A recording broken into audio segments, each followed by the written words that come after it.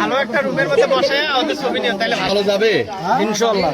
যদি কখনো বিপদ মনে হয়, কখনো সমস্যা মনে হয়, তোমাদের যারা সহযোগিতা করেছে, এই যে বড় ভাইরা আছে, সাদ্দাম এখানে আছে, আরো যারা সহযোগিতা করেছে তাদেরকে জানাবো তো নাকি? ইনশাআল্লাহ জানাবো। আর তোমরা যারা ফ্যামিলির মধ্যে তোমাদের যারা গার্জিয়ান আছে তাদের কথা মতো শুনবা তো? হ্যাঁ শুনবো।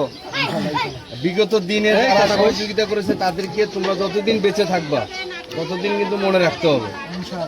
যত বিপদ আসুক এক থাকতে হবে, তাই না? কি জোরে কও, থাকবা তো এক নাকি, তাই না? তাহলে আলহামদুলিল্লাহ বলতে হবে, অনেক ভালো না আলহামদুলিল্লাহ বলতে হবে। এবং তোমাদের উদ্দেশ্যে একটা কথাই বলবো, তোমরা 5 ওয়াক্ত নামাজ পড়বা, ওকে? মৃত্যুর আগ পর্যন্ত থাকে। যদি যত বাধা বিপত্তি আসুক, যত ঝড়ঝাপটা আসুক, তা তোমরা তোয়াক্কা করে নিজেদের মধ্যে কোনো ভুল ত্রুটি হতেই পারে, নিজেরা ক্ষমা সুন্দর দৃষ্টিতে দেখে নিজেদের জীবনকে দৃঢ়ভাবে গড়ার চেষ্টা করবে। ঠিক আছে, দোয়া করি তোমরা সবাই সুখী হবে। সবাইকে ধন্যবাদ আমাদের জন্য পরিশ্রম করার জন্য। অনেক অনেক ধন্যবাদ। আমাদের জন্য দোয়া করবেন, আমরা যেন সুখী থাকতে পারি।